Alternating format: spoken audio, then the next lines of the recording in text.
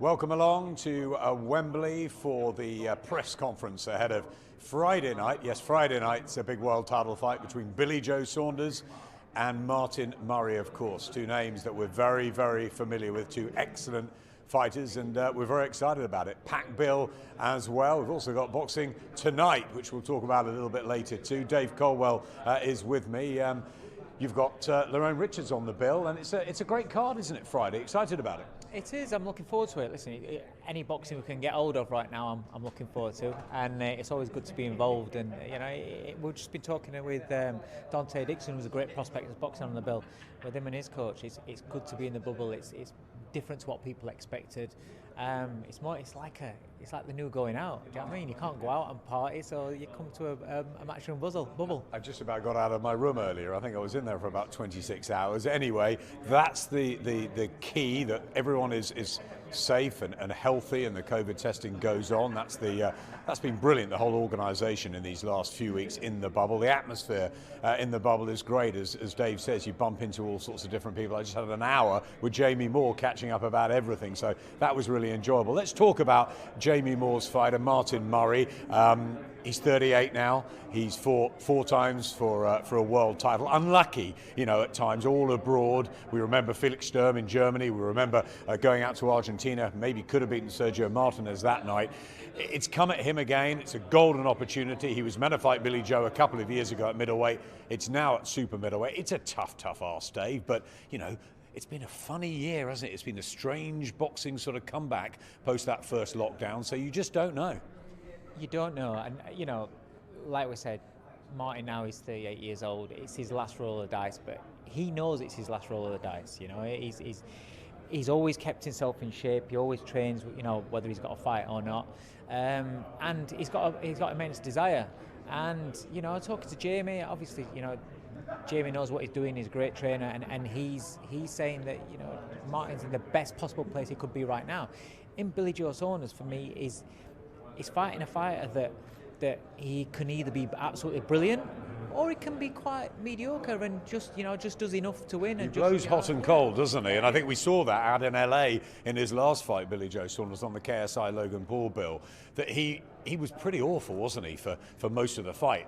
But as all great champions do, spectacular ending. Yeah, he pulls out a win, and he knows how to win. And this is the thing: is sometimes he'll do just enough to win.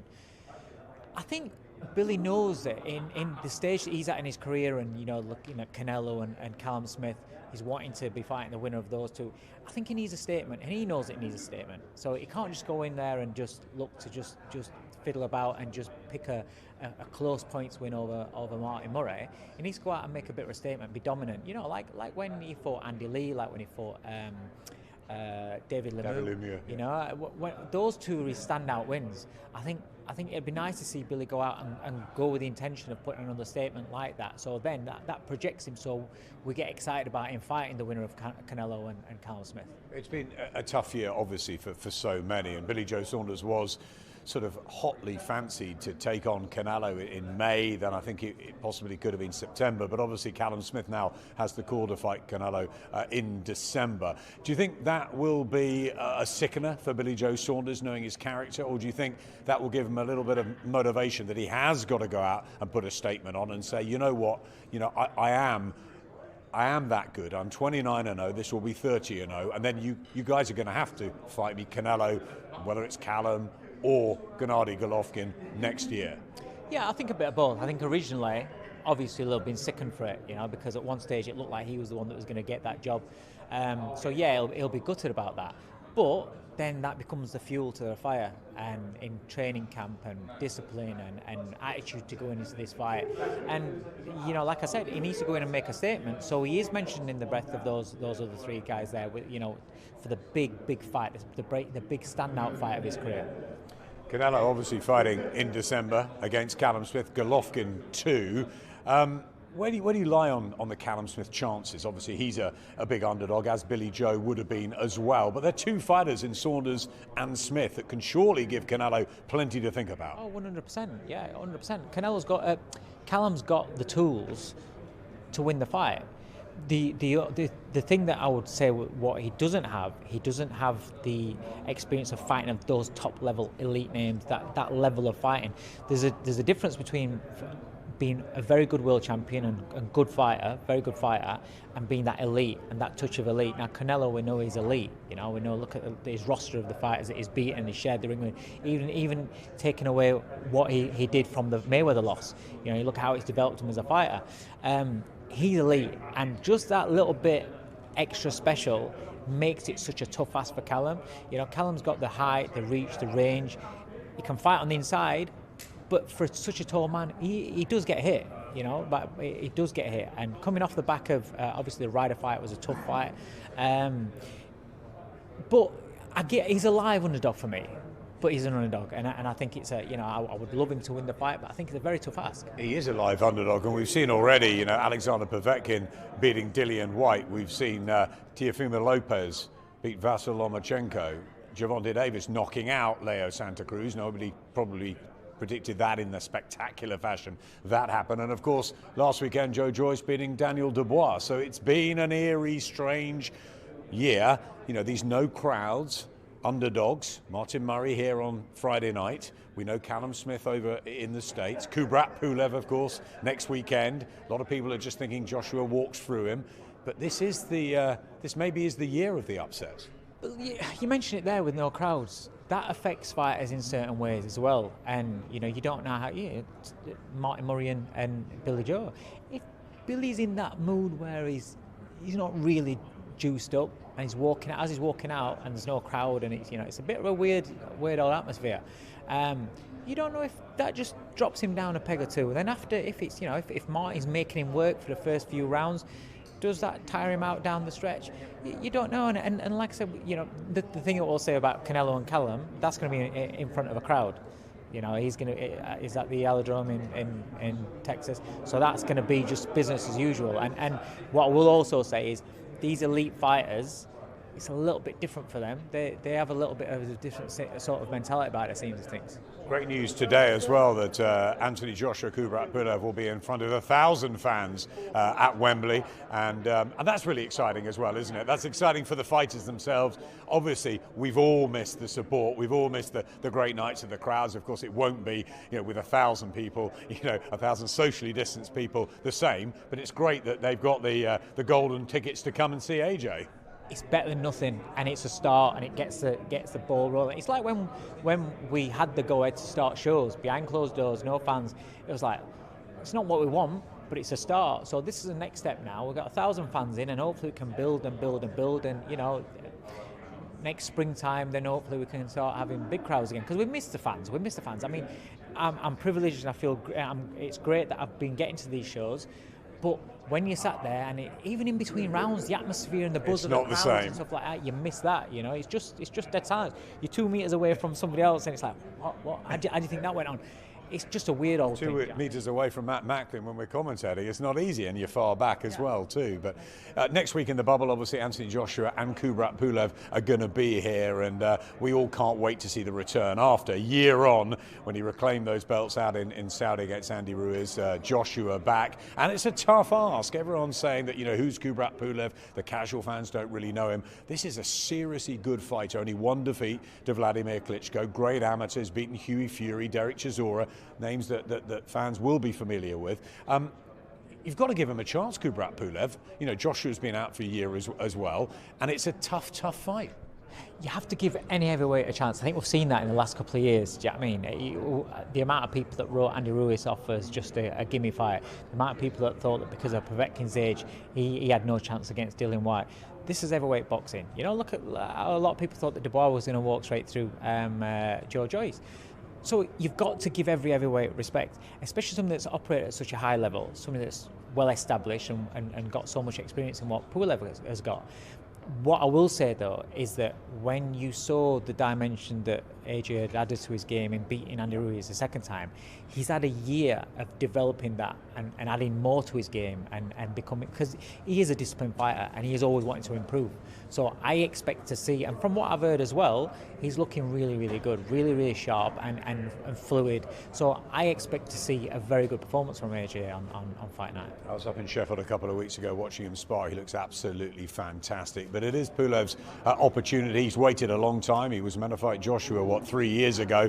And I think if I'd said to you a year and a half ago, Dave, Kubrat Pulev's going to fight Anthony Joshua instead of Andy Ruiz, you'd have said that was a harder fight if you compare the two. Yeah, you would do. And so, you know, because of what happened in the first Andy Ruiz fight, once this happens to a fighter, once a fighter gets, you know, the invincibility goes, or they get dropped, they get knocked out, in every fight going forward, you can always say, yeah, I fancy him strongly, I think he'll win, I think he'll do this, he'll look great. But what happens if he does get hit? So you've always got that in the back of your mind. What if he does get tired? What if Pulev starts getting his range? You know, Pulev's got a fantastic jab on him, you know, and the first job is to take away that jab. And, you know, like I said, his experience, and he will fancy the job, and this is his big golden ticket. This is his last opportunity, his big opportunity, you know, and the heavyweight division right now, there are so many big fights in there, you know. If you beat AJ, you're in with somebody like a Fury, you know, even Wilder. There's big fights out there. It's a huge night, a week on Saturday.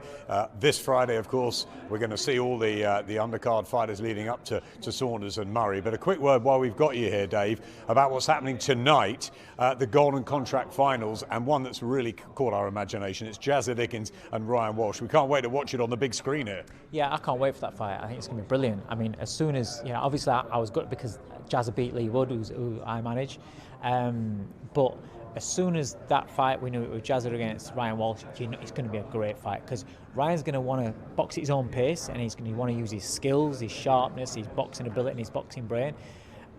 But Jazza's a tough warrior, you know, a tough man, and he's got a great engine on him. He's going to want to put it on his pace. I can't wait for this fight. It's going to be a great clash of styles, it really is. Yeah, we can't wait for tonight. Now over to Eddie for the press conference for Friday. Sorry guys, just waiting for Sky. Thank you, Adam. Thank you guys. Chris, Darren, great to see you. Well, we're back in the bubble. Big night of boxing this Friday. World Super Middleweight Championship between Billy Joe Saunders and Martin Murray. Live on Sky Sports in the UK, DAZN around the world. It's great to be here, of course, lifted by the news that fans will return for the Anthony Joshua Kubrat Pulev fight on December 12th. 1,000 allowed into the Wembley Arena for that. So this effectively, touch wood, will be our last ever show, we hope, behind closed doors. So ready to make the most of it, ready for a great night of boxing, and ready to introduce these two men who will kick us off on Friday night, Dante Dixon and Angelo Dragoni. Welcome. Dante, start with you. Obviously, you may not know, but Billy Joe spends more of his time worrying about your career than he does his own career. Yourself and Louis, he just constantly harasses us for opportunities, spots on the show. It's been a difficult period. You got it here. You got a very game opponent as well. Looking forward to Friday night, ready to go. Looking forward to it, ready to go. All through training, everything's gone well. All my road work's been done. All the work in the gym's been done. So I just can't wait to fight now. And Billy always getting onto you about me. That's good. I kind of like it, because he wants me to get out there, give me these opportunities, because he knows I can perform. So I look forward to putting on a good performance on Friday. I remember watching you at Sheffield Arena. You had a tough opponent, really good opponent. It was a great match. You came through that, you got the stoppage. Another tough opponent for you on Friday night as well, and the kind of challenges you need as you approach title level in 2021. Definitely, another tough opponent, but the better they are, the better I'm going to perform. So in a way, it's going to make me perform better. So I like that. It's going to be a tough one. We know the development of fighters is very important, but where do you see yourself at now? How far away are you from some of those bigger domestic fights? Is it a case of fight by fight, see if you can overcome Angelo, but you feel like you're on the verge now of those big breakthrough fights? Are you happy with your progress? I'm happy with my progress right now, but I've sparred a lot of these guys, them domestic guys, and I hold my own against them. So right now I'm on the right track. When we get them fights, not overlooking Dragoni, but when we get them fights in the future, I'll do good against them guys. Angelo, welcome.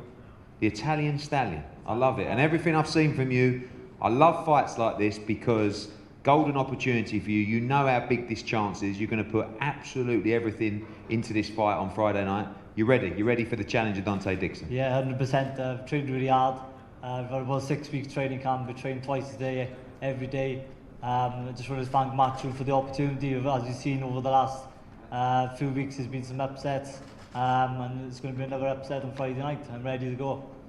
What's going to be the key to victory for you? We know this young man is extremely skillful. Maybe there are some question marks. You know, can he dig deep? I guess when you look at any young prospect, those are the questions that you look to be answered. Is that going to be the key for you in this fight? 100%, yeah. Do you know what I mean? I'm a 30 years old man. He's a youngster, 20-year-old. All the hype's on him. I'm an experienced man. I've experienced fights.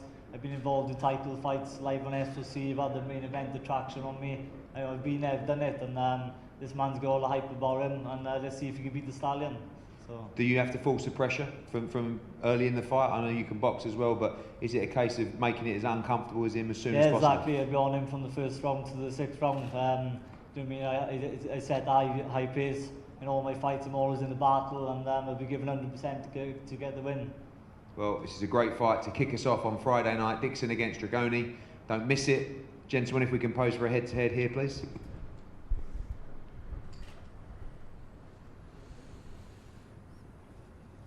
What they are, Dave, at the moment is they're good little fights all the way through the cards, aren't they? And they're giving opportunities to boxers who may not have had them.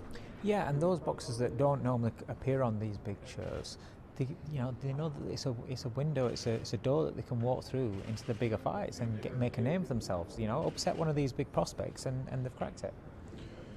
Let's grab a word with Dante. If you just come over here, nice to see you. Take the mask off. That's great.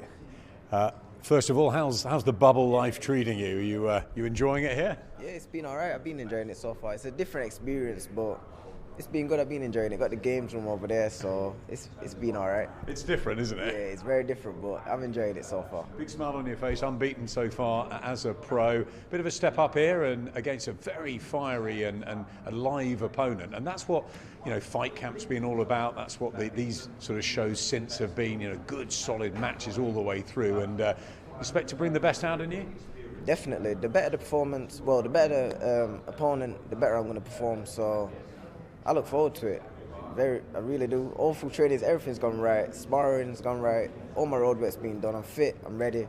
I just can't wait to fight Friday. We've seen you before, of course. We had you on earlier in the year. You got, I think, a couple of appearances before the COVID pandemic struck. But for people who haven't seen you, I know there's a lot of fuss about you. You are young. You're 20 years of age. Just tell the viewers a little bit about what your style's all about and why you believe, Dante, you can go to the very top. My style's, a lot of it's aggression, but it's smart aggression. I can still box on the back foot if I need to, box on the front foot, both stances, southpaw, orthodox.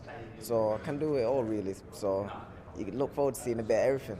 And you're going to shine on Friday night, looking forward to that? Definitely going to shine. Obviously, pressure makes diamonds, so you're going to see a good performance. And Billy Joe obviously has lots to say about you. He's got a tough fight himself, of course, a world title defence. How do you think he'll do? Do you think he can make a statement against Martin Murray? I think he'll make a statement. It looks like he's been training really hard, so you're going to see a very good Billy Joe Saunders come Friday. We hope to see a good Dante Dixon too. Oh, definitely going to see a good Dante Dixon. Good man, Dante. Thank you very much. That's great. I'll just bring Dave Colwell back in. That's great. Thanks. Thanks, guys. Let's come round here. Lovely. You like him, don't you? Yeah. He's from my city. He's from Sheffield. You don't have to like them all. I mean, you know. No, he's talented. He's immensely talented. I've seen him in sparring. I've seen him around. I've seen his performances in the ring on fight night. The kid's got all the tricks, and he's talented. Like he said, he can go forward, he can go backwards, he can switch stances. He's a great prospect, and I've seen him hit on the chin a couple of times as well. And so far, he's not showing any chinks. So I'm excited about his progress. I'm excited about his future. He's young, isn't he? And he's got some personality too. Yes, yeah, and I think that's part of the game. That's part of what you need. It's no good just being a fighter. You need to be able to develop as well. Thanks, Dave. As we kick off the night on Friday night ahead of a big night of World Championship boxing. Another one of Billy Joe Saunders' charge, another one that he wouldn't leave me alone about. Louis, let's start with you. Welcome to the show, welcome to the card. Big night for you and an important fight in a career that started very well. Yeah, Just first of all, like to say thank you to Eddie Hearn and Frank Warren. Obviously, I'm contracted to Frank Warren. I don't know if anybody knows, but they've come together to this one and let me get on the bill. So I'd just like to say thank you very much to both of these. Obviously, you've started very well, and Billy Joe keen to push you forward in these fights as quickly as possible as well. You feel that your amateur pedigree as well, are you ready for some of these bigger fights domestically already? Yeah, I feel like I'm ready to move forward. Obviously, I feel like I've done well as an amateur. I've won national titles and boxed for England and boxed on the international stage. So, yeah, I feel like that's helped me. And obviously, I've got great training alongside Billy Joe Saunders and a great team around me, so I'm ready to move forward fast. You see a lot of these young fighters coming through, they do get easier opposition sometimes. You know, you bring an international fighter in, you don't know too much about them. This time a domestic fight, good fighter in John Telford, and someone that's going to bring a challenge to you on Friday. Yeah, I've seen John, I've seen a little bit of him, and yeah, definitely it's you get a lot of people that fight, as you said, international journeyman time and time again. But I'm 25, I don't feel like I'm really young, but I don't feel like I'm too old, so I don't want to wait around too long and I want to get in the mix. John, welcome. Again, same question as to Angelo. Big opportunity for you, unbeaten prospect, but we've seen a couple of times in the last couple of weeks, big win last week for Jez, and then also as well going into the fight, we saw unbeaten fighters get beaten here in the bubble in this experience. Big opportunity for you and a big shot for your career. Yeah, big opportunity for myself. I only got a week or so's notice, but we were already training. We were due to box 3 weeks ago on an Ultimate Box undercard. That fell through because of my opponent testing positive for COVID and whatever.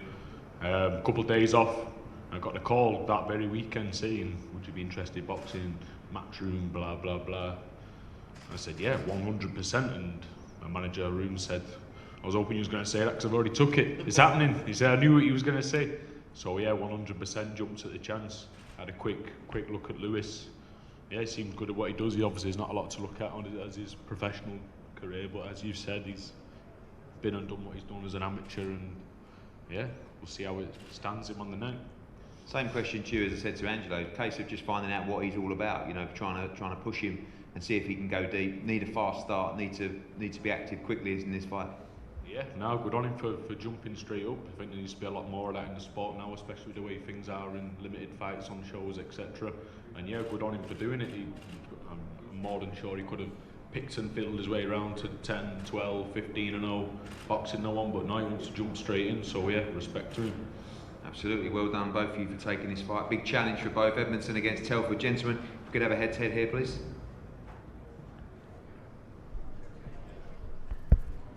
Dave, while we've got a minute, a few questions coming in on the stream.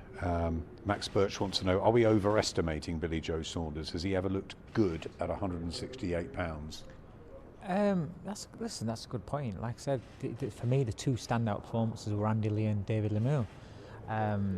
You've got to go on recent form, and he can be a bit hot and cold, and he can look fairly average. But the talent that he's got, if he brings it out, it's fantastic. Blake Williams also saying nobody in the world at present beats the Lemieux version of Billy Joe Saunders. He was brilliant that night. Let's get Louis in here.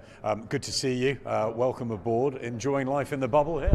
Yes, it's unbelievable. The facilities are unbelievable, and yeah, you make do with what you can, don't you? Billy Joe speaks very highly of you. We know about his fighters. We've just had Dante Dixon come through. Tell us a little bit about your, I know you're a good amateur and you're obviously a young unbeaten pro. Just tell us a little bit more about yourself and where you expect to get to in this sport. From Golden Ring as my amateur club. I've won a few national titles. I've had 60 amateur fights, winning 52 of them. Done better towards the end as I was getting older. Lost a few when I was only a baby, so I've done very well moving on. And I've got a great team around me. Got Billy Joe, learning off him every day, and I expect to be a world champion. That's what I'm aiming. That's the point. Aim high, of course, but these fights are always tough, and we've seen that in Fight Camp. We've seen that at all the shows that Matchroom have put on in recent weeks. And you probably don't know that much about John, do you? But you just got to go in there and do the job. That's it. Yeah, I've had a few friends that sparred him, so we know a little bit. I've seen him. Obviously, he's had 14 pro fights. A few spies out there. Yeah, a few spies. There's always, isn't there? And we've had 14 pro fights, so we've had a little look and. yeah, we're ready to move forward. How's it going with Billy Joe? And of course, he's got a huge fight, a world title defence. That's the level you dream of being part of. How's that connection with him? He's a character, isn't he? Yeah, it's very good, and not only is he my manager, we've become real good friends, and obviously not only does he train me alongside me, I live with him now. I've got a place on his land, so I'm with him all the time, learning. Can't get away. Can't get away from him, or he can't get away from me, either whatever way you look at it. But yeah, it's unbelievable. I'm learning every day and I'm ready to move forward. Can't wait. How excited are you about appearing on Friday night on Sky on this big matchroom show? I can't wait. Literally, I fought only 3 weeks ago, so a bit of momentum. Been good, looking good in the gym, learning every day, and feel like I'm ready to put it on show. Enjoy the experience. Thanks, Louis. Thank you very much. David, let's bring you back very quickly, just before your man goes up onto the dais for his press conference. We saw him a couple of weeks ago, obviously announced as a matchroom fighter now. Very quickly, sum him up. You've got one sentence. He's got skills to burn, and he's got personality and charisma to go with it as well. He's going to be a star of the future, definitely. Right, Lorraine Richards will hear from him, but it will be Eddie first if Darren Barker ever stops talking over there. Well, we move to our first live televised bout, Sky Sports, 7 p.m. on Friday night. Seems like deja vu. This young man to my right was here last week to just announce that he'd signed a new deal with Matchroom Boxing. Delighted to have him as part of the team, and straight away, straight into action after a year out. Very quick turnaround, not overly prepared for the challenge of Timo Lane, and Timo Lane takes the opportunity as well in our first fight scheduled for Friday night. Lerone, to start with you, welcome. We said we'd managed to get you out this year. There wasn't a lot of space, and it was the week after you signed for us. So straight in action, and looking forward to Friday night. Yeah, I'm very, very happy. I'm excited, elated, and yeah, let's go, man. Let's go. Timo Lane has operated at a top level. He's boxed a lot of fighters, very durable as well. How important is it to look good? There's a lot of pressure on this fight. Obviously, we're giving you that initial Matchroom hype. You've had a couple of nice glossy videos done about you, and we've told the world you're a real challenge to the world scene at 168 pounds. But is it difficult in these kind of opportunities at short notice to go out there and look really good? I know you want to get some rounds as well because you haven't boxed for a year, but also you know that people at home are going to say, well, come on then, show us what Lerone Richards is all about. So is the pressure to look good on Friday night? No, there's no pressure. I just have to do Lerone Richards. And, you know, like I always say, it's all about the skills. And on Friday night, you're going to see that. Again, with Timo, we know that, you know, you must get over this hurdle to move to the next stage, European Championships, and moving into that world top 15 as well.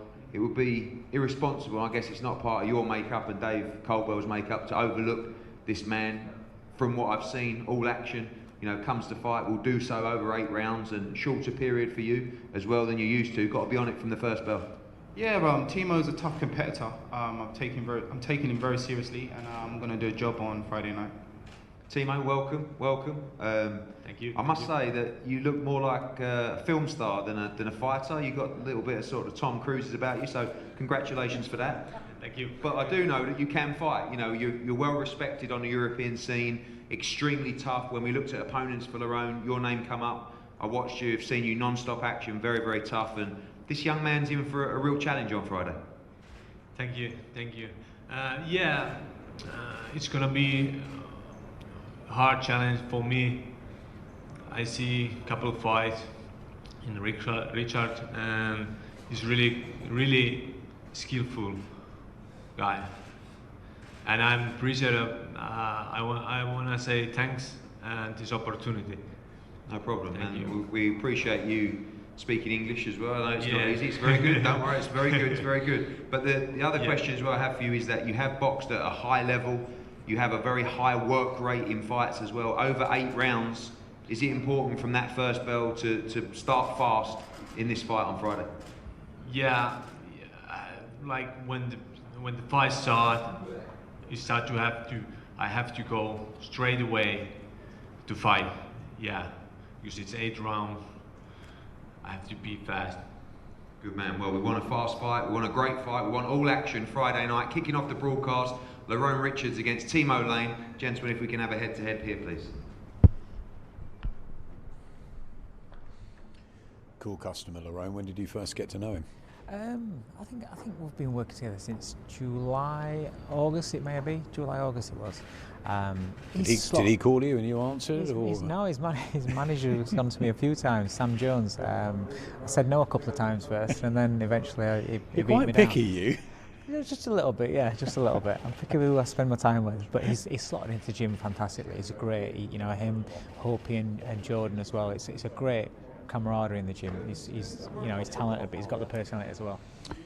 Yeah, buzzing. Let's have a word with Lerone, if you just stand there. Mask off. You know the score, because we've done this, a couple of weeks ago when you were announced as a matchroom fighter. Now you get on very quickly on a big card, and of course a super middleweight card with Billy Joe Saunders and Martin Murray at the top. How pleased are you to get out so quickly? Yeah, I'm very pleased. I'm very happy. Like I said on the stage, I'm elated. And just can't wait to do the business on Friday night. You seem a very relaxed guy, a very cool character. You've got this unbeaten record. You've been a little inactive of late. Do you want to get going again, get on a roll and really show everybody what you can do now? Yeah, I believe that's the problem in my career. I haven't been active enough. So no one's seen the best of me.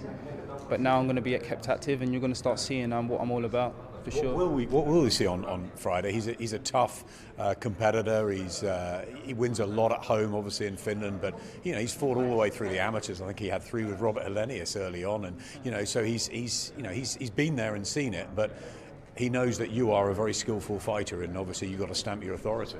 Absolutely, and me and Dave Caldwell have been working really hard, drilling, adding certain elements to my game, and I'm going to showcase that on Friday night. I was going to ask you about Dave, because you've taken him away from us. He's normally our side, and now he's busier again in the gym. Got a great buzzing stable, and that's obviously got to help under Dave's tutelage. Absolutely, we've got Hopi Price, we've got Jordan Gill in the gym, and we're all bouncing off each other, learning off each other. And the gym's just full of skills. Billy Joe Saunders, Martin Murray, top of the bill. Finally, how do you think that goes? And do you think you'll be in a position in, 12, 18 months to be challenging the likes of the winner? Do you know what? I'm going to sit on the fence on that one. Obviously Billy Joe Saunders, we know what he brings to the table. Martin Murray, 12 rounds. You're going to get a good hard 12 rounds with Martin Murray. If I'm honest, I think Billy Joe Saunders will win the fight, but it's a good fight. And for you, when do you want to be mixing it? First of all, I want to win this European title, and then I want to be talking about the big names. I'm a guy who's real. I'm a very realistic guy, and I want to conquer Europe first, and then the world stage after. Sounds sensible to me. Thanks, Lerone. Thank you very much. And I won't bring Dave back in just now, because Eddie will be ready with Zach Parker. Good to see him, and another good one for the bill. Thanks, guys. We go to our 4th super middleweight fight of the evening. A very important contest between Zach Parker and Cesar Nunes.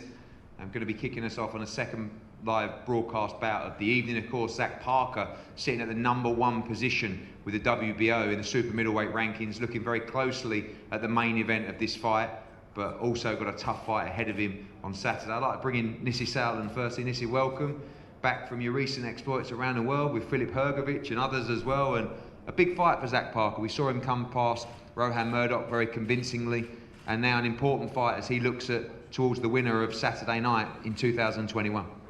Yeah, I mean, this is, I think in March was his coming out fight against Rohan Murdoch. Of course, it was an eliminator for the WBO. He's #1, like you say, and he can't afford any banana skins on Saturday. I know Nunes, he's a tough guy, he's going to come forward, and he's going to give it his best. Zach has to bring his A game. And big things to come next year. We've got our eye on Billy Joe Saunders, and we're #1. So, we should be mandated for that. And very exciting times for Zach Parker. But we have to beat Nunes first. Zach, if I can, have you got a mic from there? Obviously, you're in a great position. You had a great win against Murdoch as well. This is the kind of fight that sometimes can throw up that banana skin as well. You're focused ahead of, not looking towards the future, but just solely focused on Friday night and Cesar Nunes. Yeah, I've got to focus on Friday night. It's going to be a tough opponent. Can't look too far ahead with these mandatory spots and that. So my full focus on Friday night and Cesar Nunes. Do you feel the pressure to look good in this fight? I said to Lerone as well, you are expected to come through this fight, to win this fight. We know that Billy Joe Saunders talking about, Canelo Alvarez and Gennady Golovkin. Do you almost feel like you need to make some noise in there and put in a performance that says, no, I'm #1. I want to get my shot next year, and we want to see it. You got to make the people want to see this fight. Yeah, most definitely. You got to make noise with every fight. that's why people want to watch her with for the knockouts and the showbiz for it. So yeah, hopefully get a good performance and make a big fight next year with either Billy Joe or any of the other world champions. Got to ask you about that fight. I know that Nisse had a little scare against Martin Murray, against Arthur Abraham. It was a very close fight. You know both guys as well. Billy Joe not looked sensational in the last few fights, but Martin Murray, 5th challenger at a world title fight. You know these guys. What sort of fight do you see between those two on Friday? I think it's going to be a good fight. Obviously, I think it's like a last saloon for Martin Murray, so we'll just have to see what sort of version comes out of him. And I reckon it's going to be a good fight. Maybe Billy Joe on points I'm picking. Well, Mr. Nunes, Caesar, welcome. We know your translator here as well. Huge opportunity for you, of course, ranked #1 with the WBO victory could put you right at the top and in line for a world title shot. Es una oportunidad para pelear contra un rankeado número 1, una oportunidad para obtener una oportunidad por un título mundial. ¿Qué piensas? Lo primero, estar agradecido a Matchroom, a Sowerland, por haber contado conmigo para este evento. First of all, I would like to thank you, Matchroom, Team Sauerland and Zach Parker for the opportunity. Y pues para mí es una gran oportunidad y pienso aprovecharla. He venido aquí a darlo todo y pienso demostrarlo.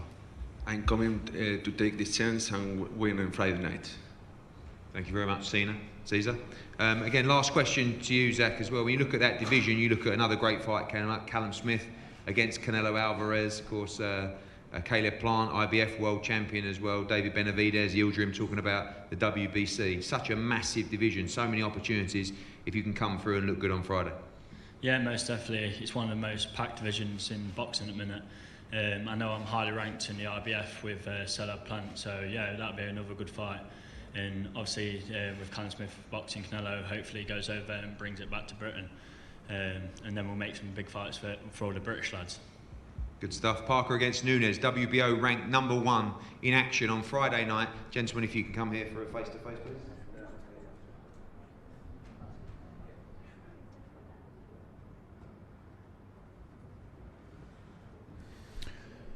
Just while the boys are facing off, Gary Lease wants to know, going back to last week, is Joe Joyce ready for the big boys of the division, Dave? I think at 35 he's got to be on it. With his amateur background, the extensive amount of fights he had, the level that he boxed at, and then you look at what he's done so far in the pros, he's done everything that's been asked of him. So yeah, I would say that now's the time. Joseph Parker, they're talking about Usyk, them sort of fights would be great for him now. Massive win for Joe Joyce last weekend against Daniel Dubois, becoming a triple champion. Here's Zach Parker, who's closing in, Zach, on a world title opportunity. But first of all, you've got business to take care of here on Friday night. Yeah, most definitely. He's come to win. This is his world title shot, so I've got to be on guard and make sure I put in a good performance against Cesar Nunes. Yeah, he's decent, Nunes, isn't he? On paper, it's a good record. He comes with plenty of ambition, and we've seen some of these lively underdogs over the last few weeks give these terrific career best performances. Yeah, I've seen it on TV and that. The underdog ain't always picked out, but I'm fully confident in myself that I'll come out with a win and do it in spectacular fashion.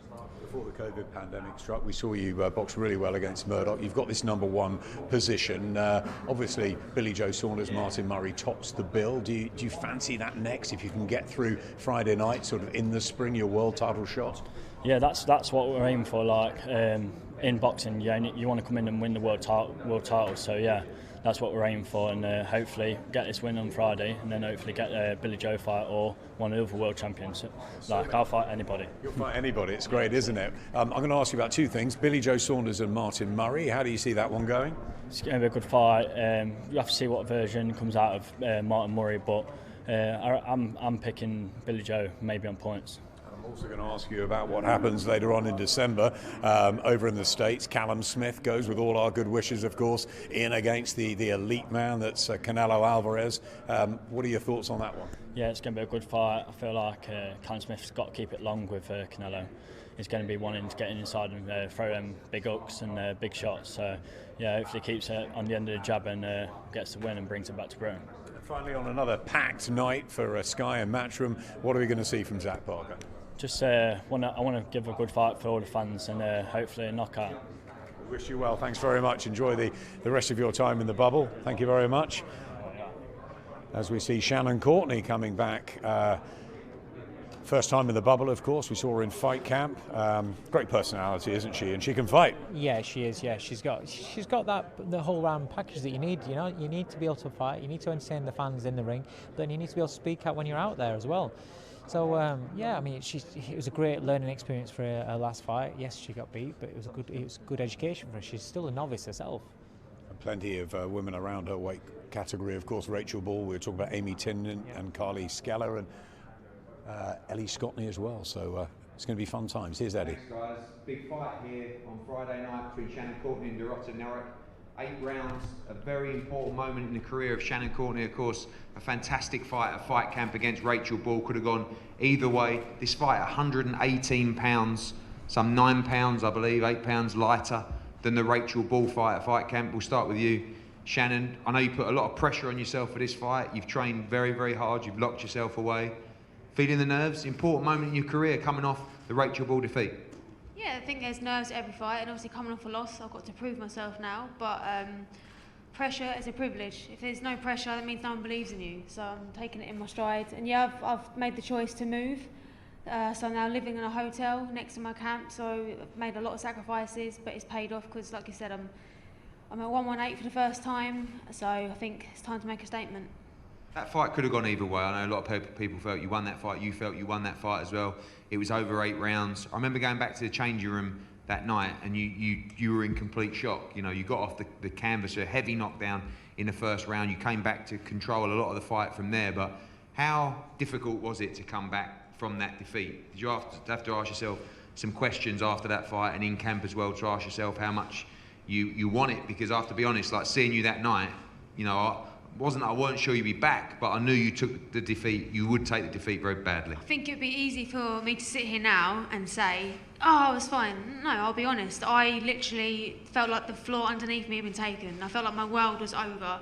But you've got to hit rock bottom to come up again. And now I've had that bitter taste of what a loss is like. I am never going to taste it again. And it's made me the more determined. And I'm, to be honest, mentally and physically, I'm stronger than ever.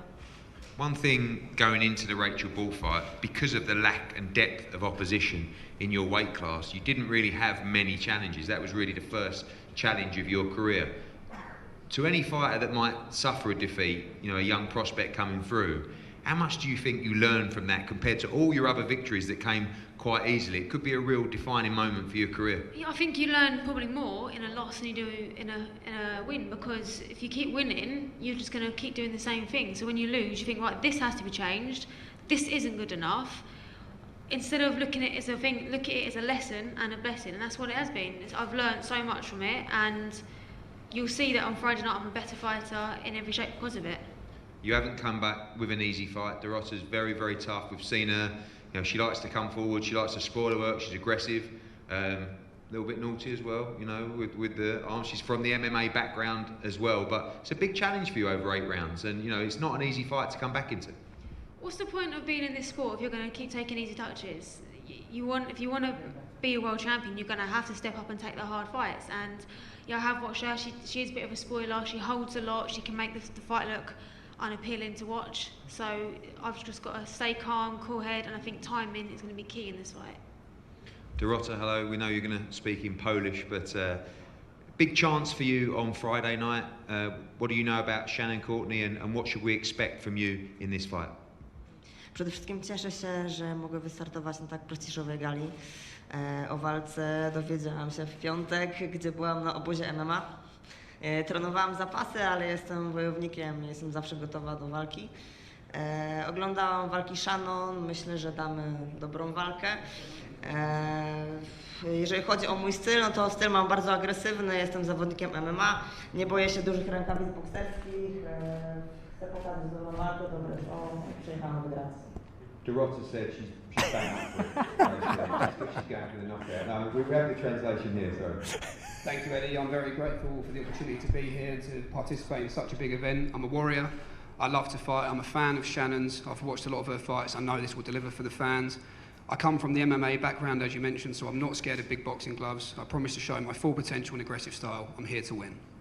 Great teamwork. Well done. Thank you very much. Shannon, before I pose for a head-to-head here, I want to talk about, obviously, we know you have to get past Friday night as well, but that Rachel Ball fight, you saw her win the WBC interim title. That's a rematch you want badly at the start of the year, but right now, just pure focus on Dorota Norek on Friday. My only focus right now is her Friday night. Once that's dealt with, Rachel Ball, I'll see you 2021. Thank you very much. If we could have a head-to-head here, please. Thank you. Just while we're waiting, Amy Wilson has got a question. Who deserves the chance to fight Canelo more, Smith or Saunders, Dave? I would say Callum, I think. Yeah, Callum Smith. Good to see Shannon Courtney back. This could be a decent fight. Yeah, it should be. I mean, you know, Shannon's got a lot of questions to answer about herself, you know, from herself as well, you know, and with this opponent, we know that she's going to come. She's very tough, very durable, so it should make for a good fight. Let's grab a word with Shannon. Just go there, Shannon. Mask off. I know it's complicated, isn't it? Fantastic to see you back. First of all, how's life in the bubble here? Yeah, it's been good. It's been nice. Just been chilling out. Really had a game of darts earlier. Currently undefeated. Anyone wants a game? But Okay, I'll take you on later. No, it's nice. It's a nice setup. A bit better than fight camp, to be honest. I'm enjoying it. Yeah, it's good, isn't it? You've got a big night ahead of you, obviously Friday. You've obviously gone back to the drawing board a little bit. You've dropped down in weight. What do we expect the new look Shannon Courtney to deliver on Friday? Faster, sharper, calmer. Got more of a thinking head of me now, you know, because I've gained some experience in the last fight, and I'm just, yeah, I'm excited. I'm excited. It was a great battle with Rachel Ball. It could have gone either way. We've seen what Rachel's done since. Obviously, there's others in and around the weight class. We've got Amy and Carla. We've got Ellie Scottney turning pro. It's a good time, isn't it, for your weight classes?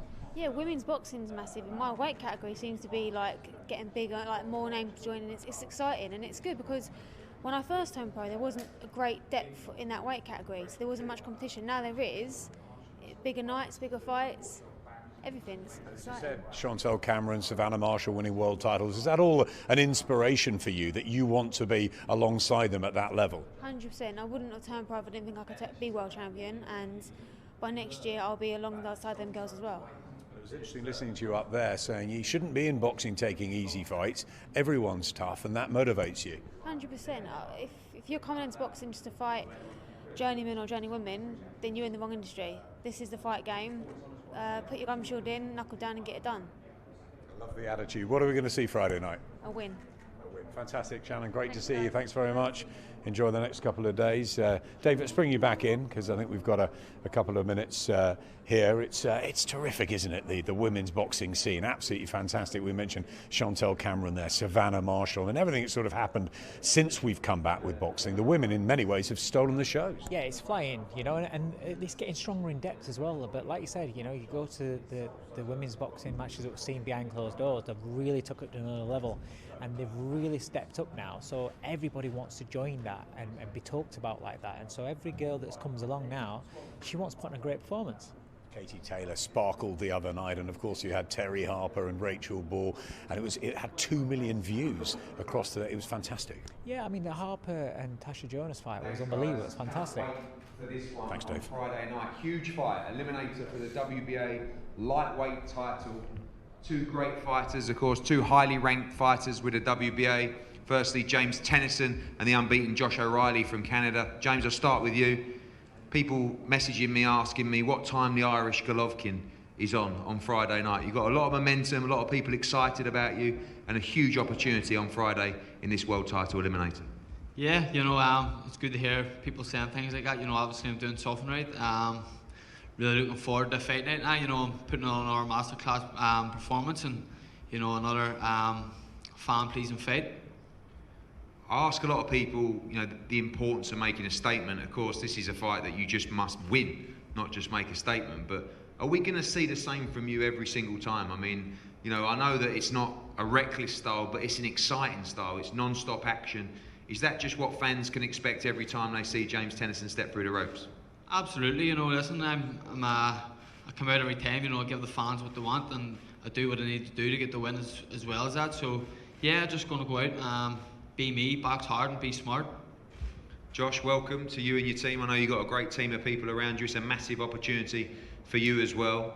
How excited are you ahead of Friday night and this world title eliminator at this point in your career? Yeah, I'm super excited to be here. I've never been on a stage like this. It's awesome to get this opportunity. You know, I'm happy to be sharing the ring with James. I think it's going to be a great fight. Looking forward to it. We can hear the twang of the Irish and the Canadian in there as well. Tell us a little bit about the background and the boxing history of Josh O'Reilly. Yeah, I mean, I started boxing when I was 14.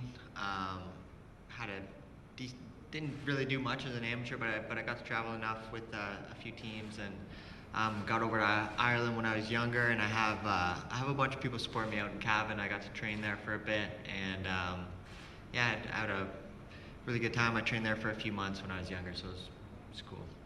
You are unbeaten. You have won NABF titles as well. This is a big step up for you as well. You obviously watched James Tennyson. What do you expect? Just that all-action style. People talking about the punch power of James Tennyson as well. He's exciting to watch, and he's going to be putting it on you from the first belt.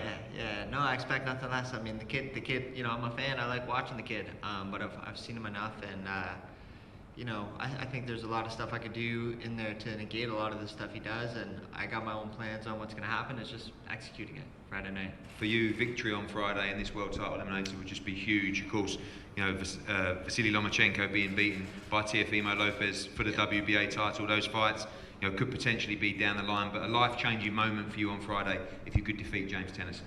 100%. Huge opportunity, changed my life completely. But I'm not looking at anything like that. I'm just trying to take care of business Friday night. James, and for you as well, we've seen you stoppage win after stoppage win. Is that what you expect again on Friday night? Do you think you do the business inside the distance? You know, listen, if the stoppage presents itself, you know, I'll pounce on it.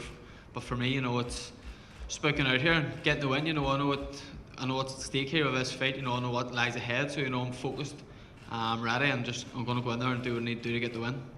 Well, we expect a cracking fight here. James Tennyson against Josh O'Reilly, eliminator for the WBA Lightweight Championship in the ring around 9 PM on Friday night. Gentlemen, you can join us here, please.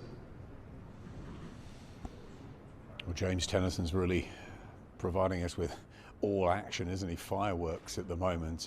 Really exciting to watch, and in with an unbeaten Canadian, so it's a good test. Yeah, it is a good test, and it's a little bit of an unknown test for him as well. But what I like about James is this power. He's got, you know, every time he lands, you can hear the thud when you're at ringside. You can hear it thud through the TV screen, and with no crowd, you can hear it even more on Friday night. So it's, you know, it's something to look forward to because he's all action. Let's grab a word with the man that Eddie Hearn described as the Irish Golovkin, or maybe many people are. You're thrilling us at the moment, James. I think this move up to lightweight's been really good for you, and you're obviously excited about showing us again what you can achieve on Friday. Yeah, the move up to lightweight, you know, it's been great. It's benefited me massively, you know, performing every time, you know, and plan to go out here on Friday night and doing the same. We saw you in fight camp, obviously, so you're sort of used, not to that was open air, but you're used to the no crowd. It didn't seem to bother you. You had a great fight with Gavin Gwynn, and you came out on top and thrilled us all. Yeah, absolutely. You know what? I'm loving every minute of it. I'm living the dream. You know, I can't complain, and being able to showcase myself on these sort of platforms, you know, it's amazing. That's why Matchroom wanted you out again so quickly. But you've got a different test here, unbeaten. Josh O'Reilly, we don't know too much about him, but he's come with a lot of confidence, with a big team. And do you know much? Have you seen a lot? You know what? My team, they've watched bits and pieces of him. Well, they've done their homework on him. They're happy with how things went in camp. You know, I know he's confident, but he's not the man that's going to stop me. He's not going to stop my run lightweight. You know, I believe it's my time. You had that world title opportunity down a weight against Tevin Farmer. Who would you like in this glamorous lightweight division? Obviously, Teofimo Lopez is the man, but there's many others around as well, aren't there?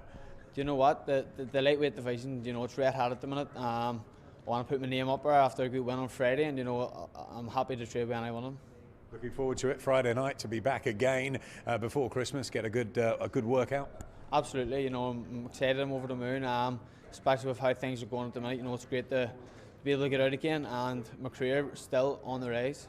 Absolutely, it's great, isn't it, that boxers can get out and they're getting these opportunities. Are you going to deliver something that's going to get you talked about even more? Obviously, the main event with Billy Joe and Martin Murray, but your chief support, and that's a good place to be. Yeah, I'm chief support. You know, it's a big step up, especially with on a show like this. So, I'm over the moon to be able to get that opportunity, and yeah, I plan to go out making a statement and you know, get myself a few steps closer to the world title.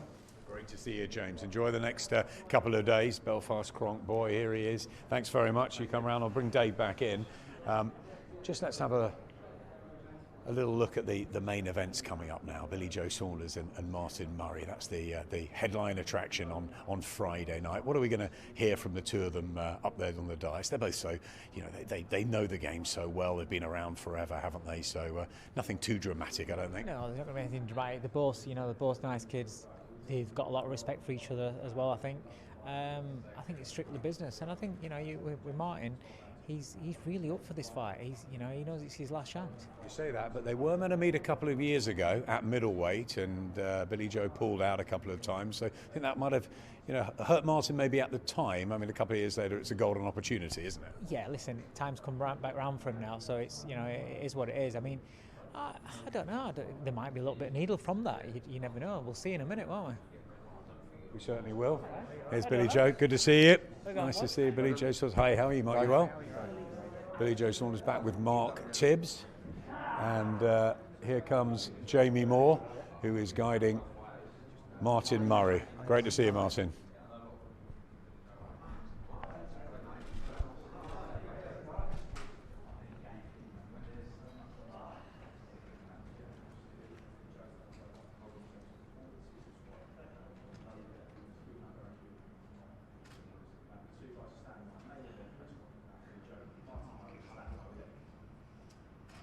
Thanks, guys. Here we go. The main event on Friday night, the WBO World Super Middleweight Championship between Billy Joe Saunders and Martin Murray, live in the ring around 10 p.m. on Sky Sports and DAZN around the world. This is a great domestic fight. I'm going to start with Team Murray. Martin, welcome. I haven't seen you for a while. You look fantastic, always looking healthy and strong. Yeah, nice one, Ed. You do too, mate. Yeah. Yeah, feeling good, mate. Obviously, I've not seen you for a while. It's good to be back on Sky Sports. Good to be in a big major fight. I'm fit and ready and looking forward to it. Seen a lot of interviews with you lately. I think when you always listen to the way someone's talking and the passion that they speak with, you seem very focused and very driven for this opportunity. I kind of get the feeling that you and the team say, this is it. You know, this is the last roll of the dice. This is my moment. I'm going to leave everything in there on Friday. Yeah, definitely. You know, this is my 5th one now. I know how hard a fight it's going to be. I really rate Billy Joe. You know, we've got unfinished business, but everything happens for a reason. You know, I firmly believe and truly believe that the pull-outs years ago and the little setbacks I've had have all brought me to this point. And like I said, I'm fit, I'm focused, and I'm ready. How frustrating was that? I saw at the time, you know, you did feel that he pulled out of those fights. Maybe he didn't want to fight you. He was looking for those bigger fights as well. But did that hurt at the time? You know, you really wanted your opportunity at Billy Joe Saunders. Yeah, obviously it did. But I get it. I get why you pulled out. To be honest with you, we all want them bigger fights, and it makes sense. So there's a little bit of frustration at the time, but I left that where it was, and you know, I've got nothing against Billy. You know, it's one of them. We shook hands, I think, at me fight when I got beat against him. Damn, he was on the undercard. Like I said, I've got nothing against him, but he's here now, and you know, he's honoured his word. A few years late, like, but we're here, and yeah, no doubt we're both looking forward to it. He's going to be in top condition himself, and we're both going to lay it all on the line. So it's going to be a good fight. You've come up, obviously, through British boxing at a similar time with Billy Joe Saunders. You've watched him over the years as well. When you look at the 168-pound performances of Billy Joe, some might say they haven't been as impressive as the Lemieux victories and the Eubank victories at 160. Do you feel that you take anything from those last couple of fights, or do you expect a top-class Billy Joe Saunders on Friday? I've got to be honest with you, Ed, I don't watch much boxing. I'm not a big boxing fan. I've seen a few of Billy's fights. But what I know about him is that when he's on his game, he's on his game. You know, when he does rise to the occasion, I know he's going to rise to it on Friday night. So I prepared and got myself ready for an elite Billy Joe. You've been so close so many times. I mean, I don't think there's anyone that didn't think you beat Sergio Martinez. There was a lot of people that felt you beat Sturm. There was quite a few people that thought you beat Arthur Abraham as well. You are the challenger again going in to fight a champion, although we are in the UK, which is the first time for you fighting for a world title. But how important is it to try and win convincingly on Friday night and to leave it with no doubt? Yeah, obviously it is. like I said, I know it's going to be an hard fight. Stern was what, 9 years ago now? Stern, Martinez, Abraham. And if I'm honest, I think, you know, I thought I won the fight against Abraham. We was only on about this earlier, Jay, with Andy as well. And, you know, I thought I won the fight against Abraham. But in hindsight, I left it too close to call in Germany. And I won't be doing that on Friday. I'm just happy I've got the chance to lay it all on the line and leave it all in the ring. Jamie, big chance for you. We know you're very close with Martin as well. Massive opportunity. I get the feeling from the team you really believe that he can do this on Friday night. Yeah, of course. You know, when we was in discussions about having this fight, we wouldn't have took this fight if we didn't think Martin was capable of winning the fight. Not to say that we don't realise how difficult the task is, but if you're going to be fighting for a world title and winning it, then you have to be capable of going in there and doing the business. And you know, we're under no illusions how big the task is.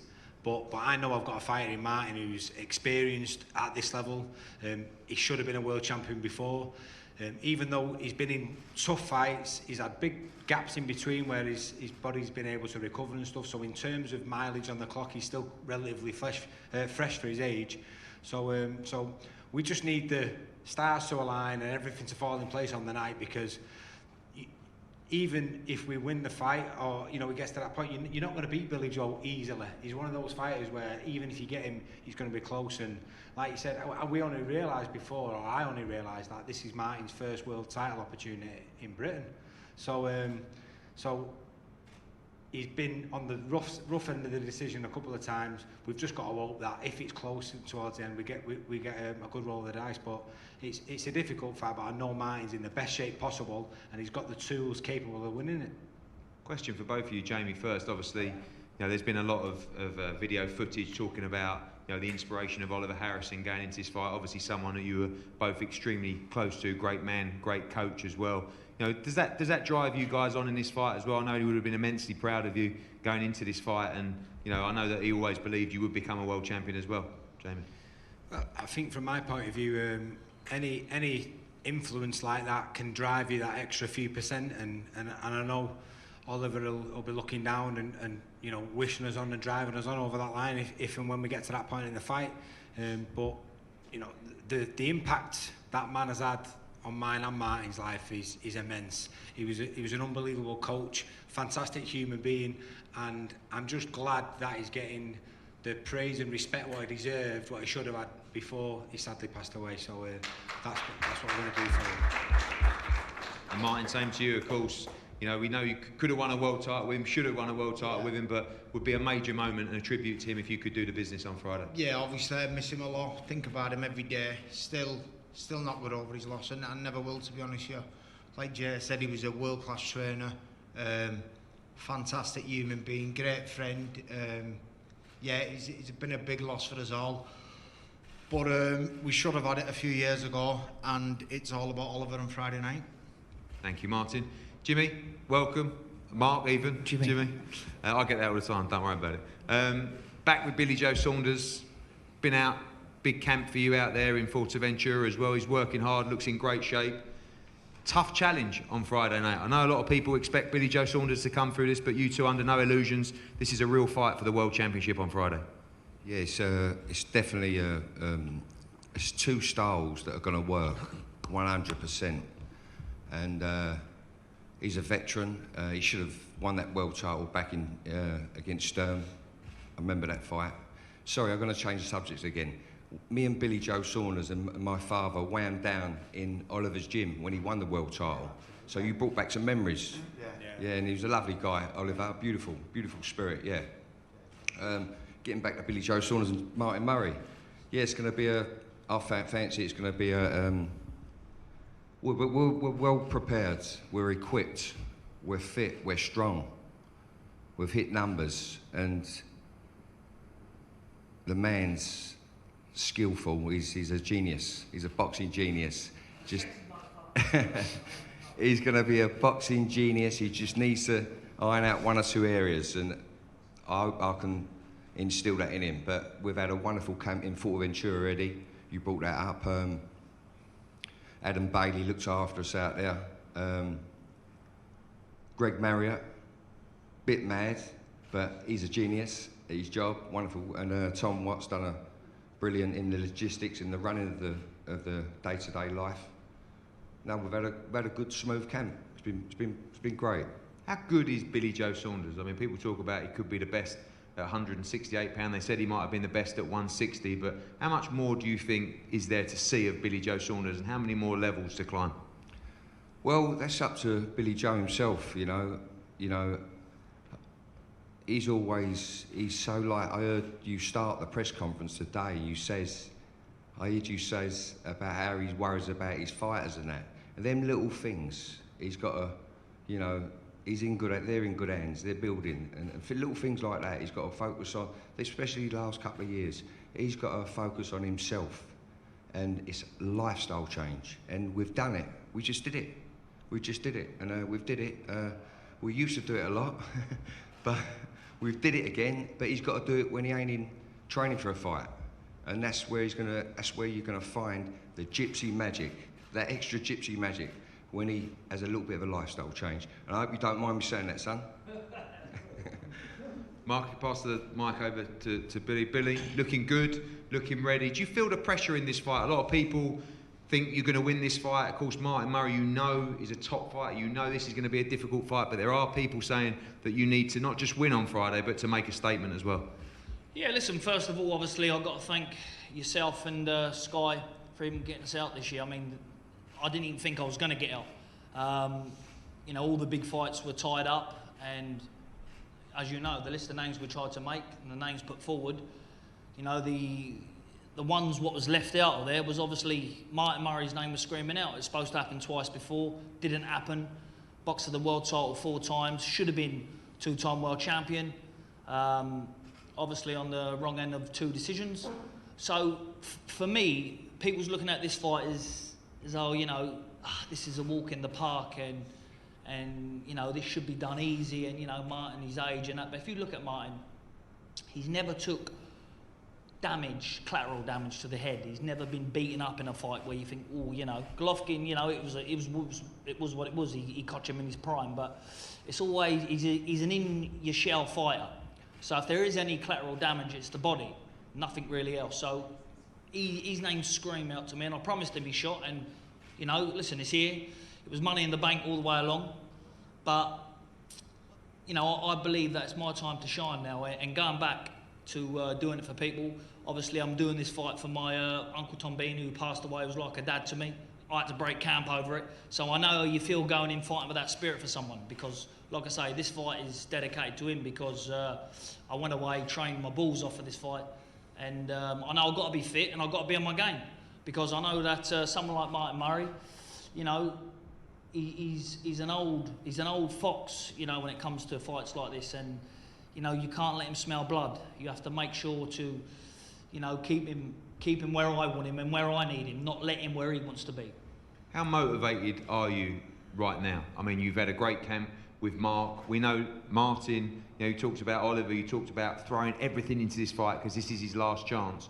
You know, are you equally as motivated for this fight as well? We know you want, you know, the flagship names in the division, but if you're not motivated, this could be a very difficult fight for you on Friday. Are you motivated to win this fight? Like I say, it's one of them. A champion's art, the light in it never switches off.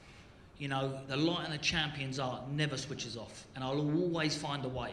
Whatever way I need to find, any means necessary, I will find a way. You know, I haven't been beat on home soil since I've been 12 years old. So, you know, I've got a good home track record. The last time I got beat, I was 12 years old in England, so I'm hoping to keep that going. Martin's a good veteran. He's been in some good fights. I've watched his fights with, you know, all of them, watching him coming through. I was even mandatory for your British title when you was British champion. But obviously at that time you vacated because you was looking for bigger and better things. Obviously the bigger money fights. But, you know, sometimes fights are destined to happen, and maybe this is destined to happen. Like I say, I'm not looking at Martin as a gatekeeper. We see last week Danny Jacobs fight Rosado, and we saw, you know, we see that Jacobs is not invincible to someone like Rosado, what should have been considered as a 4 or 5 round fight. So we know these men are coming with consistency, you know, will to win. And I think one thing I will say about Martin is that his will to win is second to none. So, you know, I'm the same. So you put two of them together, you only ask them for a great fight. Do you feel the pressure when you talk about the Jacobs fight? A lot of people were talking about Jacobs against you, Jacobs against Golovkin again, Jacobs against Andrade, you know, all these fights. And then a slight subpar performance can actually take you out of the picture for a lot of those big fights as well. Do you feel that you need to look great and put in a commanding performance on Friday as you move into 2021? You don't strike me as the kind of character that really cares about people's opinions. I don't put pressure on myself on no fights. I just say to myself before any camp, any fight, look, please God, no injuries, let me get through, and let me get through with a win. But obviously, if I'm chasing the winner of your Callum Smith's, Canelo's and your Jacobs's, I know that, you know, I have to do something that no one's done. I know I have to shine how no one shined before with Martin Murray. And, you know, you look at the Sergio Martinez fight when he boxed him, I thought Martin won the fight, and at the time, Martinez was looked at as the man of the division. And like I say, I watched a few of his fights, and there's not much changed from Martin. It's not so he's gone from 10 to 4, from 10 to 6. You know, he's still the same fighter, but with a bit of age. I mean, you know, he's obviously a good family man. Like I say, it's, he lives the life out of the gym, probably better than me. So maybe that makes it equaler. I go up like a fat pig. So, you know, he's in camp training all the time, while I'm sitting back, fucking sorry about the swearing, eating cakes, eating food, then just get a phone call with you. This is what you're getting, Billy Joe. Go to camp, adios amigos, train and fight. What Billy Joe Saunders will turn up. I know in my own head what I'm doing this for on Friday night, and not for myself. So Friday night will be my A game. Thank you, Billy. Two great fighters, two great teams. One great fight Friday night, the WBO Super Middleweight Championship of the World. It's London against St Helens. A chance for Martin Murray to become a world champion on his 5th attempt, the first in the UK, and for Billy Joe Saunders to make a major statement to the world. Gentlemen, can I have a head-to-head Dave, let's be honest, sometimes he can be very, very controversial, can't he, Billy Joe, and say the wrong thing, but at other times he's super smart, and he broke Martin Murray's career down there excellently, didn't he? Yeah, because he is an intelligent fighter. Listen, in that ring, he's a genius. He knows boxing, he understands boxing, and so he knows how to break it down. It's just sometimes he'll say the wrong thing, not politically correct. Sometimes he'll say, you know, things that you'd associate a kid would say, you know, but when he's sensible, he knows what he's talking about. Yeah, and both of them as well. Good to see the respect there between the pair. It's been a very good press conference, this. Yeah, it was. You know, well educated press conference, to be honest. Let's get a word with the champion, Billy Joe Saunders. Great to have you back. You could take the mask off and have a chat. Seemed very, very focused up there, and I think that's always been the key with you, hasn't it? That, you know, when is the A game going to come out? Because you are unbeaten in 29. You're a two-weight champion. You're one of the best fighters in the world, aren't you? Well, listen, like I say, you know, you're only as good as your last performance. And, you know, looking back at it, I like watching my opponent's last performance and myself, really. And I didn't really do myself any justice there, but, you know, I came away and dug deep and got what I needed to get. And I know Martin's going to bring his A game on Friday, because it'd be foolish not to. It'd be foolish just to get off the couch and take this fight, because I'm switched on, ready to rock and roll. Yeah, we remember you out in LA on the care side, Logan Paul, Bill. It wasn't great, but the finish was fantastic. You pulled it out like the champion you are. What's changed this year? It's been a difficult year for everybody with the pandemic, but you get the opportunity to defend your belt, to fight at the end of the year against a good fighter in Martin Murray. What's the difference now with Billy Joe Saunders? Do you know what? There's not really that much difference. You know, I was obviously in training for Canelo fight. That fell through. That was a major blow. So I just sat around and I just had a little bit of me time, and I just recharged the mind. Sometimes the mind has to be recharged, not the body, you know. And I recharged the mind, reset, refocused, reset my goals, and my goals are a lot different. And 2021, obviously getting through Friday, you know, God willing, and I'm very confident I will. Then 2021, you'll see a completely different Billy Joe Saunders. We remember you as a young amateur, a young pro turning over, thinking you're going to go all the way, and there were great times. But, you know, at times it's been frustrating. Do you think that the next couple of years you will fulfil all that potential? Listen, the next couple of years for me is crucial, because not only that, you have to look at these young guns chasing you behind now. You know, so I want to get in these big fights now, because what I don't want to be is getting chased by someone behind, you know, 26, 27, coming through young, hungry, than me getting older by the year. So I want the Canelo fights and the Jacobs fights and the Andrade fights now. But sadly, everyone was tied up this year, and the only one really worthy of taking the fight what was available was Martin Murray. He's a 4-time world title challenger, in my opinion, 2-time world champion. So, you know, it's not a bad pick out the bunch. As you said very eloquently up there, you broke his career right down. He should have become a world champion, possibly in Germany, definitely in Argentina. It's a golden opportunity for him. He's never out of shape. You know what you're going to get with Martin Murray. Listen, it is what it says on the tin. You know, I know Martin's coming to fight. I haven't been beat on the UK soil now since I've been 12 years old. I've got a good track record, and I'm going to keep it that way. He's going to bring a good game, you know, but afterwards he can go back to St Helens, take his cash back, have a good Christmas and retire with the family, because that's what I'm planning on doing, retiring in. Time to make a statement, Billy Joe. We'll see Friday night. And finally, Callum against Canelo. He gets the shot. Do you give him a real chance in that fight, or do you think Canelo will be too good? No, I personally think he's got the tools in his bag to do the job, but, you know, he's got to have the right game plan, the perfect game plan, and, you know, he's got everything in his advantage. Height, he's got everything, size, you know, reach, length, but that needs to be utilised to the perfect game plan. And I hope they've done their own work, because, you know, he's a great fighter, Canelo, but he's very, very easily led into certain stuff. And I personally think with the right game plan, he can win. It's a fascinating proposition. It could be some 2021 ahead for both of you, couldn't it? Please God, hopefully, definitely unification, whatever the result. Billy Joe, thanks for talking to us, and enjoy the rest of your time in the bubble. Let's bring Eddie in. He seems absolutely focused on delivering Friday night, Billy. Yeah, it's mad to think, you know, when people talk about there's so much more to see from Billy Joe Saunders, yet the guy is already a 2-weight world champion. You know, and people feel that he hasn't really fulfilled his potential yet. So it shows you how well he is regarded. Anyone in boxing, anyone saw him come through the amateur system, has said for a long time this guy might be the best pound-for-pound fighter in Britain. Now he's got to go out and prove that. He can do it in some respect against Martin Murray, but of course we know that 2021 is the fights that have to be the defining moments for Billy Joe Saunders. But I like what I heard from Martin Murray. You know, I mean, I think any time someone decides and speaks with a team so honestly, like Jamie Moore, and, you know, they talk so passionately about Oliver Harrison as well, you know you're going to get the absolute kitchen sink from them here.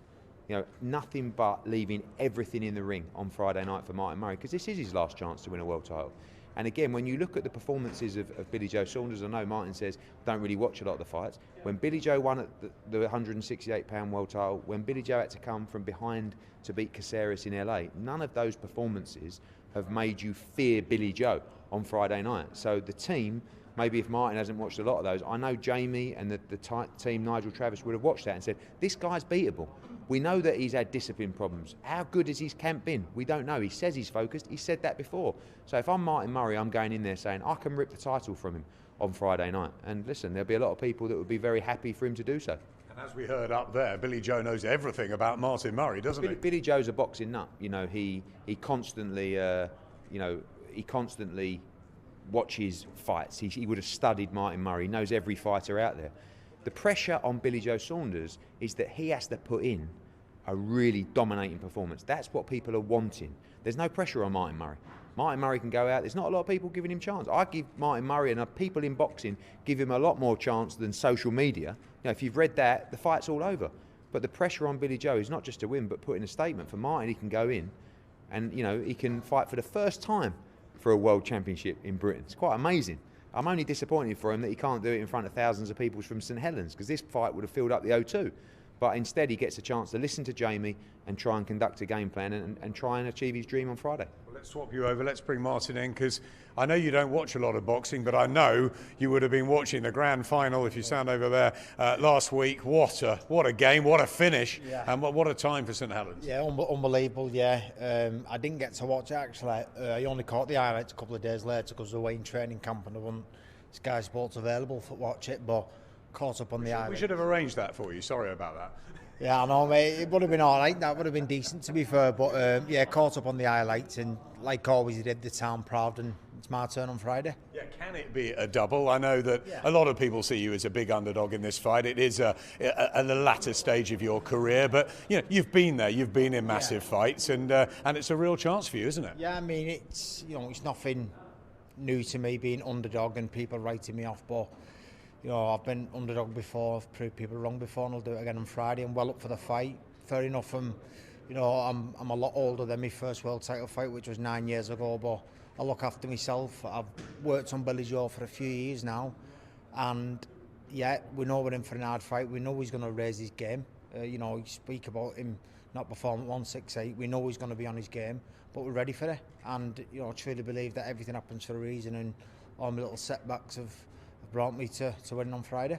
I think this was always meant to happen, wasn't it? I mean, you've been dancing around each other, middle and super middleweight. You were meant to fight a couple of years ago, and finally, you know, he doesn't get the Canelo fight. You get this chance, and you know, these things come and happen, and it should be a really, really good fight. Yeah, no, it will be a good fight. Like Billy said, and I've said, you know, we're going to lay it all on the line.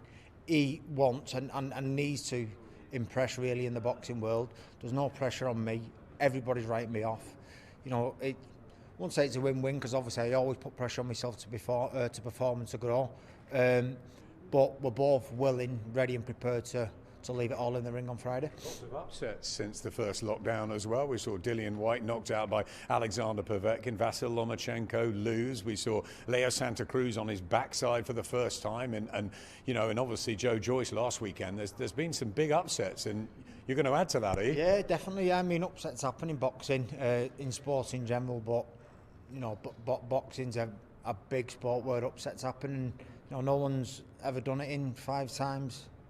In the UK, I believe, you know, Frotch, I think, Groves, sorry, for Frank Bruno for, yeah. And you know, I truly believe that there's been a reason why I've picked myself up off the couch, you know, when times have been low and I've not wanted to go to the gym, but I've forced myself to get there, thinking, get to the gym, you'll be all right. And I've got to the gym and I've worked and I've been all right. And there's been a reason for it, Adam, and it's for Friday, for me to go and achieve what no one else has done in the UK. Yeah, George Groves finally achieved it in Sheffield at Bramall Lane. Frank Bruno did it at the old Wembley Stadium. But you're right, it's the 5th opportunity for you. You didn't get a couple abroad, which you probably should have. Will it all come true on Friday night? Without a shadow of a doubt. I know, like I've said before, I know how hard the fight's going to be, but I truly do believe that everything happens for a reason, and I've got the tools to beat an elite Billy Joe. Fantastic, Martin. We wish you well. Enjoy your last couple of days in the bubble. I'll swap you out and bring Dave Colwell in just for a final sort of wrap up. Martin Murray speaking excellently there. So too Billy Joe Saunders. They've got focus, and what I've really noticed, Dave, since the boxing came back in August, is that fighters have been blinkered, haven't they? They've been tunnel vision, and we've got some fantastic displays, win or lose. Do you know what? Maybe it's a fact that there's been a lot less distractions, you know, not being able to go here, there and everywhere. There's not a lot going off in life. So perhaps they're a little bit more focused on what the job is. And, you know, but you're talking about 2 intelligent men here, you know, despite Billy being able to come off the rails a little bit and sometimes say the wrong things. He's a very intellectual guy. And Martin as well. And they're both both veterans of the sport. I mean, Billy's been around since he was a kid, you know, not been beaten since he was 12 years old. You know, the amateur background. So you talk about people that are experienced and veterans of the sport. So they speak well, and they know what they've got to do on Friday night. And as I said to Martin, this was always going to happen at some point, wasn't it? They've sort of mirrored each other's careers. I saw Darren Barker out at the corner of my eye and thought, you know, he didn't fight Martin Murray, and then there was Matt Macklin, and those fights never happened. But this one's always been in the melting pot. It could have happened in 2018, and we get it on Friday night. So they've got huge respect for each other, despite what people are saying about this being an easy defence for Saunders. No, because they both, you know, they've both seen each other come through their careers, and it's like, you know, talk about Matt Macklin and Darren Barker. They're all in that same sort of pot, you know. Barker fought for the world title, become a world champion. Macklin fought Golovkin. Talking about Golovkin fighting Billy Joe. Martin and Billy have been together, coming through. They're all in the same sort of pot, so they've all watched each other. A couple of them have moved on and retired. These 2 guys are left, and battling out to see who's best. But for the winner of this, and you look at Canelo and Callum Smith, and you add Chris Eubank as well into the mix too, there could be some fantastic fights in 2021. And if there's, you know, big arenas and big stadiums again, and the crowds are all back, great news earlier about the Joshua crowd for next Saturday, you know, we could have some huge nights, couldn't we? And if Martin Murray wins, we could be at St Helens. Yeah, I mean, listen, we want the big fights. That's the most important thing. We want the big fights. But I think with what's happened with the pandemic and how promoters and the boxers have reacted to it in having, you know, let's have real fights all the way through the card, even the 8-rounders, the 6-rounders, real fights, stepping up quicker, fighters having real challenges. I think once we get the crowds back, the extra gate revenue and things like that for the promoters, because you've got to look at it from a business point of view, then I think that model's going to go forward, and we're going to be, as fans, we're going to see the bigger fights, we're going to see the best fights, and the best fighting the best more often. Well, that's the end of the press conference here. We've got the weigh-in, of course, tomorrow, but I won't let Dave go without a quick chat about the golden contract tonight, because we'll all be watching it in the bubble on the big screen, just in the games room. What do we expect? I mean, some really good matches. Yeah, I can't wait. You know, for me, like I said before, Ryan Walsh and Jazza Dickens is a fight I've been looking forward to for a long time. Since it was made, you know, they both got through to the final. That's just got a potential fight written all over it, because you've got Ryan Walsh, although he won't want to stand and have a fight, he's so brave, he can punch, you know, he pulls out shots that you don't see, and he's very dangerous when he's letting his hands go. Jazz is going to be on top of him, and I think he's going to look to try and outlast him and wear him out, be the younger man, because Ryan's got some miles on his clock. You know, he's getting on in terms of featherweight division, and he's been at this same sort of level for a long time now. So I think it's just going to blend into a great fight. It could be a potential fight of the year. Fantastic. Golden contract tonight. That's wrapped up on Wednesday. Friday night, of course, here, Billy Joe Saunders against Martin Murray for the world super middleweight title. And then we'll all be building up to Anthony Joshua and Kubrat Pulev next week. Boxing really hot just before Christmas. Thanks for joining us, and we'll be back on the live stream for the weigh-in tomorrow.